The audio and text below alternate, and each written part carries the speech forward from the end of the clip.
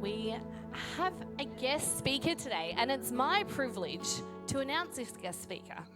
And I've known this person for, I think we worked out about 5 years before they came to church. And so it is my absolute honour to invite, all the way from England, Lauren Taylor. Thank you. That's quite the welcome. Hello, how are we? Sorry, I'm not used to this, so I do apologise if there's lots of stopping and starting while I speak with you. Trying to press the highlighter, that won't work. So yes, I'm Lauren Taylor. Over the past few weeks, you've been covering a series called The God Who Came Down, which is about how, as humans, we're trying to reach up for something higher than us, but God actually came down in order for us to have a relationship with him. And today I'm going to speak into that, and how that journey of faith often looks, mine in particular, and how it's evolved over the past 2 years since leaving this very church. For those who can't tell from the accent, I'm actually English, so crazy, I know. So yes, I came from a small town in England called Swindon, which I was in a massive hurry to get away from. This is relevant information for later. When I was 18, started traveling, moved to a few different places, and when I was 22, I moved over here. I was here for 8 years on a temporary working holiday visa. Yes, it does happen. There was a COVID delay and lots of shuffling around with visas. And being that I was on a temporary visa for so long, it eventually did run out and they did ask me to leave. Spoiler alert, they let me back. Yay. Yeah. But when I was thinking about that time, because it was quite a challenge to get back, because I'd been here for so long, they did say for a while, they said no when I was trying to come back. And when I was sat down and I was thinking about my testimony, the story of David, specifically David, in the years running from Saul, came to mind. So for anybody that doesn't know the story, and I apologize for what I'm about to show you because my artistic skills are not that of substance. Yes. So David was a young farmer. ChatGPT helped with this, by the way. Who met a giant, and he then defeated the giant with throwing a rock. The giant went down, and because he was so brave and he'd stepped into faith as he was called by God to defeat said giant, he was successful, and he got knighted to be the future king. But obviously the king wasn't happy about this. So then the king sent his guards to go chase down David, to which he then ran. And this is the story that we will speak over with my testimony today. And now my comparison is not that I see myself as a future king by any stretch of imagination. My comparable is the story of how we got there, actually. So often we have a calling or a prophecy of where we're going to be in 2 or 5 years. We're forever asking the question, or we're forever thinking, where do I want to be? You go to an interview, they say, where do you see yourself in 2 or 5 years? And the vision of 5 years can be quite clear. Not always, but often where you're going to be in 5 years can be quite clear. So, for example, I want to be leading worship or own my own home, hosting a small group. I want a black lab that crawls up onto my stomach every morning for belly rubbles, and it's quite specific, right? But how you get there isn't always so specific. So David had this anointing, as written in 1 Samuel, to be king. What we all see is you want to buy a house in 5 years. What you see is I need to get a deposit for buying the house. I need to have, say, 5% deposit to buy a house. Maybe different over here. We're pretty lucky in the UK. So I need to have maybe 20K. I need to work extra to be able to get that, and I need to be able to do that in, say, about 12 months. What you don't see is how many dinners that you're going to be invited to that you politely declined in order to save money. You don't see how many times you're going to be putting things back out of your shopping cart because you want to cut down that shopping bill. So the details in how you get to that 5 years aren't always as clear. But you might see, this is where I want to be, I just don't see how I'm getting there. And that was the same. So just over 2 years ago, I was baptized here. I came to Pastor Chris somewhere over there. You may know Pastor Chris, yeah? Yeah, we're familiar. And I requested that the church that brought me to faith be the one that baptized me. And non-surprisingly, they welcomed the idea. And after a Sunday, 2 weeks before my 30th birthday, I was baptized here. And there were a lot of words spoken over me, and I did try and list them, but I didn't make it through listing them without being a ball of tears, so I cut them back. There was one that came to mind, and it came to mind a lot of times over the years, and it was actually from Sage. So she said to me, whilst I was dripping wet and having all these words spoken over me, she said, I should have did a different, from this moment, it will feel as though before now has been in black and white, and every moment forward will be in technicolor. And I remember hearing that and being like, what? And then after my baptism, I actually went back to Alex's house and we watched my baptism again on TV because it wasn't enough to have it the first time. We watched it again, and I remember thinking in that moment, I was like, they're quite powerful words. And as true as I stand here, is as true as those words have been for me. The fine details, not fully there, but an idea. So I do,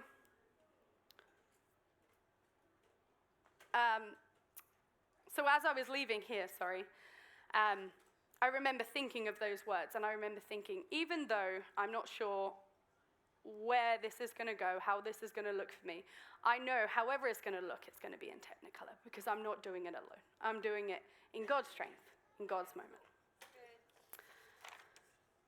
Fast forward 2 weeks later, I return to the UK. I go straight to church with help from Pastor Rob and Alex, who actually emailed my church. So this is how much love this church had going. They emailed churches in the UK because they were like, she's going to go over there. She needs a community because community is important. So they emailed ahead, and they introduced me to a church, which actually I still attend to this day. So 2 years on, the church that you emailed, I still go to. By all means, clap. If one claps, we all clap. I went on to buy a house, attended Alpha. I got a big girl job, so I do finance now. I serve on a team. I got a Labrador puppy that reflects the joy and hope and energy that my home is riddled with, and all the things in between. But the exceptionally big change that has been the past 2 years is that I missed home, this home, here. I missed all the family and all the people that I made, and I wanted to come back. And one of my best friends was getting married. Another was having a baby, and another had just bought a house, and I wanted to ride my dirt bike, so I needed to come back. So first time, I applied for a visa, thought nothing of it, chucked on my application form, chucked on my passport, which is what you do when you're going for a tourist visa. So if you're just going to visit somewhere, it's much of a muchness. You fill out the details, you put in your passport, you press send. Thought nothing on it, went back to life, and I received notice of rejection. What? I know, it hurt. I thought, oh, that's bizarre. All right, maybe I filled out this form wrong. So the second time I took it a little bit more seriously, because it says the notice of rejection. So if anybody's ever been rejected to anything, they usually give you a list of why they reject you. So they say, X, Y, and Z, you're rejected. So mine said, we don't know why you're going, and we don't think you have enough money to be there. So I said, all right, well, I'm going for a wedding. So I put the invite for the wedding, and I said, I've got money. Here's my bank statements. Again, thought, all right, cool, that's enough. I've answered the questions. I got an email back. Notice of rejection. This is 2. It's starting to go, all right, the pride's starting to get hurt at this point. And because I obviously wanted to come back, the wedding was getting closer now, because when you apply, it usually takes 2 to 3 weeks, they come back to you. Then life gets a bit busy, so then you add a week, you apply again, you have to wait again. So it's now getting closer to the wedding. So I'm getting a bit more, So attempt 3, I've got my application form, my passport, my invite to the wedding. And then they say, if you go to Australia though, what's going to make you come back? So they've added details this time. So I said, all right, well, here's my bank statement. I can go and come back because I've got money. Here's my house deed, because I bought a house. I've said this in the previous part when I grew up. I bought a house. So I've got to come back because I've got to look after the house. And university, I'm doing a university because, again, I'm a big girl now. So I'm doing university, and you have to be in the UK to be able to, well, yeah, if you're going to university, you have to. But it's open university, sorry. But you have to be in UK soil for you to qualify for open university. So I sent those, and obviously the description of me having to be there. And I thought, right, convinced this was going to work. I mentally planned for my arrival until the words, and I sent a picture of my dog, that black Labrador that crawls up on my stomach every morning, just to prove that I had something to go back for. Notice of rejection. At this moment, those words that promised Technicolor started to ring louder. I want to go home. I want to see my people. I want to go to my best friend's wedding, and I was disappointed, and I tried to distract myself. Okay, so I worked more. I renovated the house. I incorporated my own company. So I now, a side gig, I work for myself on occasion. I don't want to make it sound as too good. It's not all that. And of course, I was doing uni, and I still served at church. I was still doing all those things, but I was busy all of the time, always busy. And I did feel myself sort of not pull away from God, but pull away from church life. And in the craziness, right? So God, 1 Samuel 21, there you go. 1 Samuel 21, David took those words to heart and was very afraid. So this is when the king says, I'm going to get you. I paraphrased those words because I saw children as I went to speak. So the king is like, David, I'm not okay with you taking my throne. I'm going to get you. So David took those words to heart and was very afraid. So he changed the way he acted in front of them. He pretended to be crazy while he was with them. He made marks on the doors of the gate, and he let spit run down into the hair of his face. So this is where he gets caught, right? Or they're about to catch him. And instead of getting caught, he acts crazy. So they're like, oh, well, he's a crazy man. Let's not. And I'm not saying that I had drool running down my face or that I was clawing at people's doors, but I was acting crazy. I pulled away from everything that sort of strengthened me.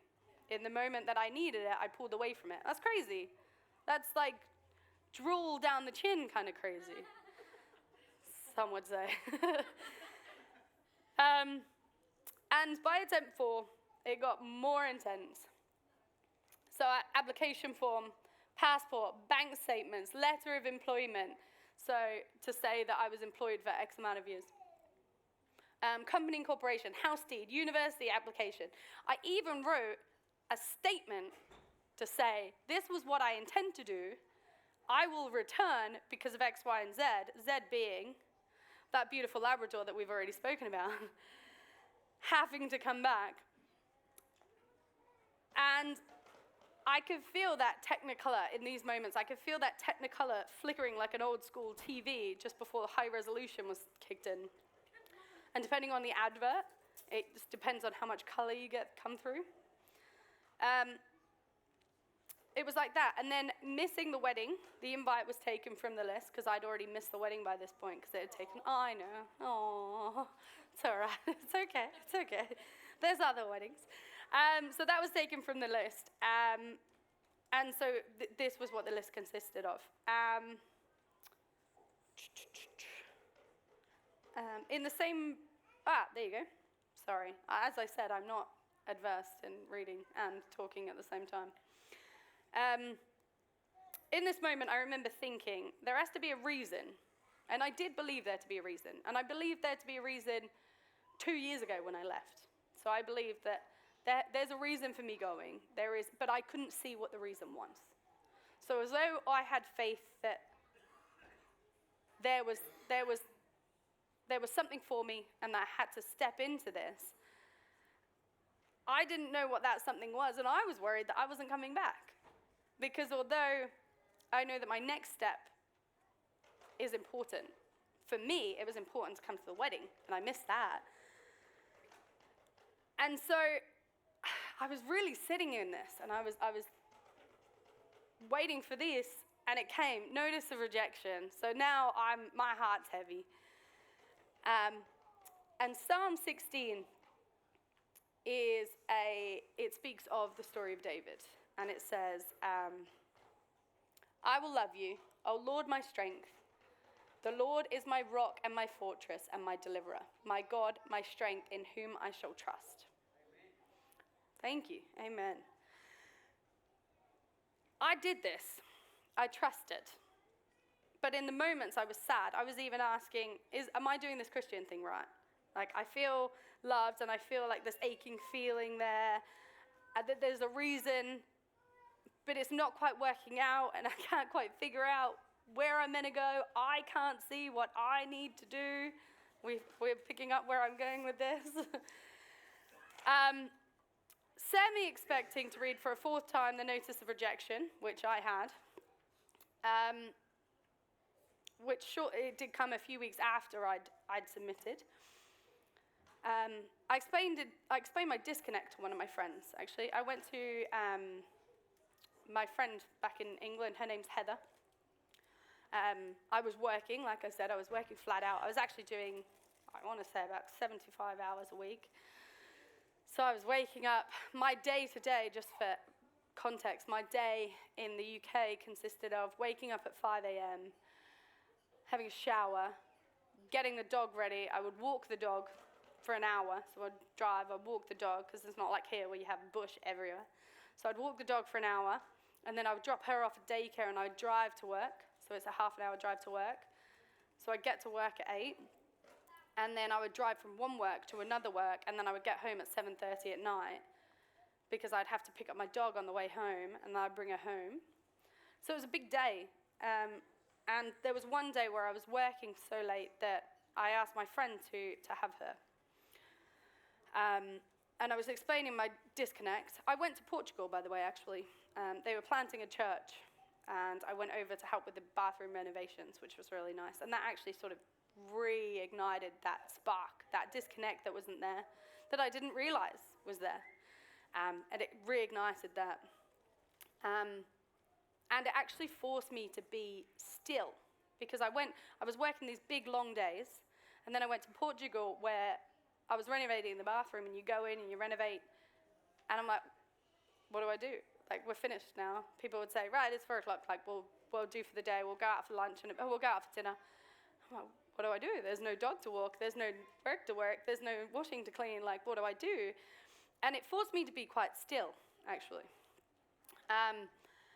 And I remember going back to the UK and telling anybody who would listen how hungry this country is, how hungry Portugal was for the Word of God. By attempt 5, the list was really long, and my belief of success was heaps smaller. And now it read, as you can see, application form, passport, bank statement, pay slips, letter of employment, company incorporation, house deed, university application, plea. This just wasn't a simple statement anymore. It was a plea. Like, it went on for quite a while. And a picture of the dog.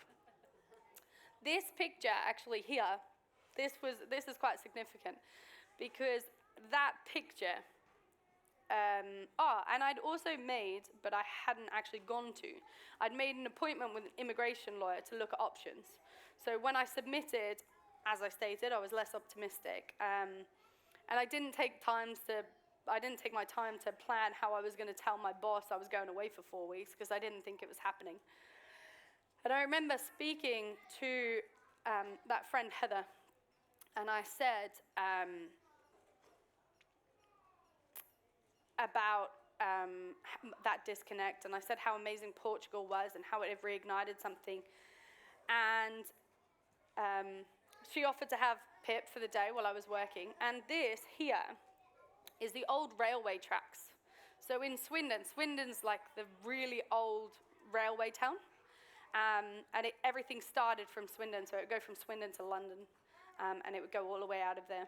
And this is one of the very first railway tracks, so it's all kind of overgrown, and it has this kind of vibe, like it drops down, and the temperature changes ever so slightly. And it's a really busy, like imagine Melbourne when all the trucks and stuff are going past. You can't really hear stuff. But this actually drops down, only sort of 10 meters, and you can't hear the noise of the road. And it's got a bit of a temperature change, and you kind of feel like you're in this, words are escaping me, but this different area, different place. And I remember thinking, and I tell you, this would not have come easy. I remember thinking, wow, this place is actually quite pretty. Like, and I would never have said ever that to Swindon, I tell you. Ever. And Hannah can testify to this. I would never have said that about Swindon. And I had faith that everything was happening was for a reason, but nothing was going to come to fruition. So I didn't think that I was coming back to Australia. And so I remember thinking, well, Swindon's not that bad. Psalm 18. The pangs of death surrounded me, and the floods of ungodliness made me afraid.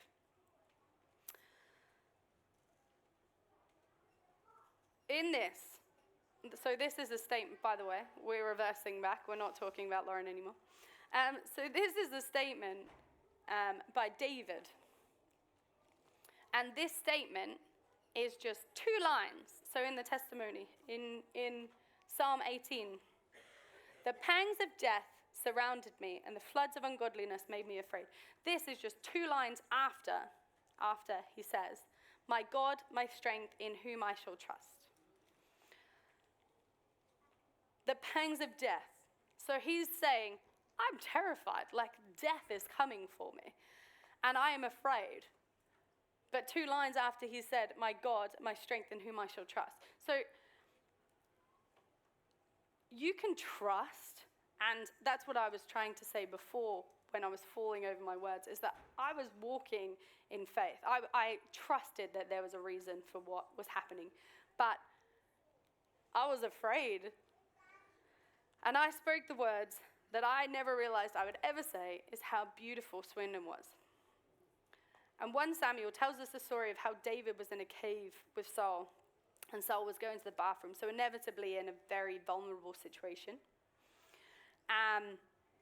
And David chose to cut a part of his robe. So it's quite a strange thing to do. But the reason for doing that, so David, being chased for so long, afraid, as stated previously, he was very afraid of what was going to happen. He thought that death was coming for him, the pangs of death. And he is in a cave with his people, and Saul comes into the cave. And he thinks, I could take Saul's life. But he trusts in the Lord, and so he doesn't. He goes up and he cuts a bit of his cloth.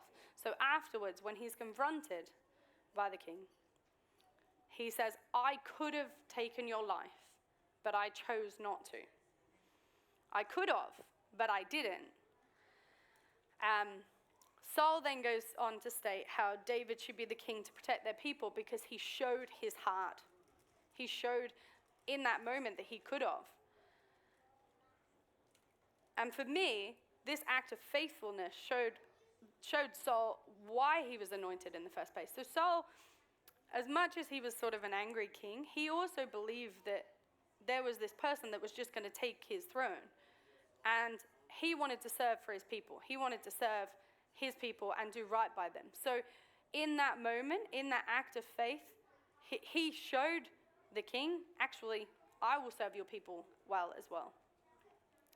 A week later, after I spoke the words of the beauty of Swindon, I was looking through my emails for something, and I noticed another email from the Australian government. Expecting what I was expecting, I opened the email to see grant notification. Hence, me standing here right now. And this had come some days before I'd even noticed. And the moment that I recall seeing the moment I recall seeing the beauty and the purpose of being back in the UK, actually standing still long enough to say, you know what? This place that I ran from as fast as I could, as often as I could, when I stopped running and paused for long enough to fully stand in faith and see the beauty in where I was, my perspective changed. I realized that Technicolor doesn't mean that things will always go your way. It doesn't mean that you'll get to go to every wedding or get to go where you want to go, when you want to go. It doesn't mean that you won't ever feel deflated, you won't ever feel afraid, or question whether you're doing the right thing. It means that you'll see the beauty in the moments when they aren't so easily clear. And as we started, it means that you have the strength to stand up against your giants or your kings or the governments that are standing against you, and that you do so with a pure and open heart. Did you want to come back up? So my question today, I know it's short and sweet, we're first service back, is that I ask you if you're being present in your faith.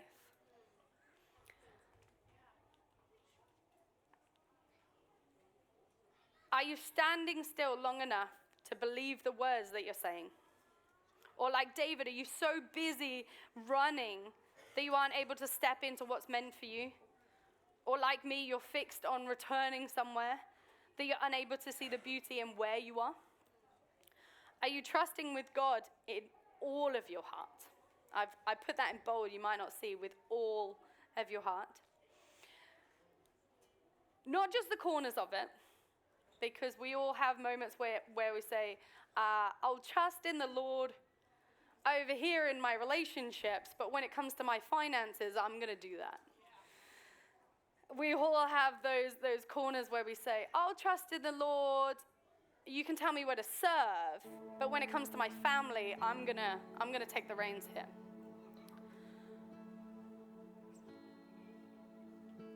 So, if you are completely confident in this, I ask you to stay back after the service and give myself some one-on-one teaching. However, if like me, you find yourself trying to take back control and working in your own strength, I encourage you to pray over that previous slide from Psalms and sit in that moment for a second and just be present with it. My God, my strength, in whom I shall trust. So just sit in that and think, what corners of your heart are you taking back? What moments are you taking back for yourself?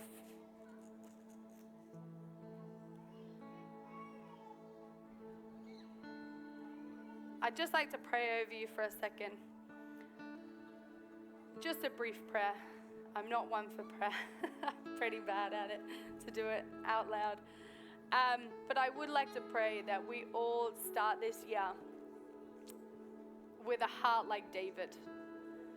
To have a heart like David to take on whatever giants that you are facing, whatever it is that you are running from, to stay still long enough that you are fully in the presence of God and you're fully in your own faith, and that you can see the beauty in where you are. My God, my strength, in whom I shall trust. Amen. I'll leave it. I'll give it to you. Why don't you get to your feet? Let's thank Lauren. That was incredible. So good. If you want prayer, please come up. We've still got a little bit of time, so we're going to just spend some time in worship and just dwell over those words that Lauren has said and the questions that she has asked. If the highest place I reach is at your feet, then I've done it all. If the best thing that I've seen is your glory, then I've seen it all. Your love has changed my life, forever satisfied. God, you are my everything again. If the highest place I reach is at your feet, then I've done it all. If the best thing that I've seen is your glory, then I've seen it all. Your love has saved my life, forever satisfied. God, you are my sing it again. If the highest place I reach is at your feet, then I've done it all. If the best thing that I've seen is your glory, then I've seen it all. Your love has saved my life, forever satisfied. God, you are my everything. God, you are my God, you are. God, you are my yes, you are. God, you are. God, you are my everything. If the highest place I reach at your feet, then I've done it all. If the best thing that I've seen is your glory, then I've seen it all. Your love has changed my life, forever satisfied. God, you are my everything. If the highest place I reach is at your feet, then I've done it all. If the best thing that I've seen is your glory, then I've seen it all. Your love has changed my life, forever satisfied. God, you are my everything. God, you are my everything.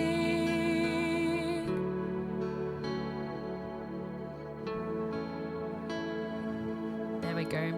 How good was that? Thank you, Lauren. That was awesome. Thank you again. And as I introduced Lauren, I said, you know, I've known her for 5 years, and I had the privilege of actually knowing Lauren before she was a Christian.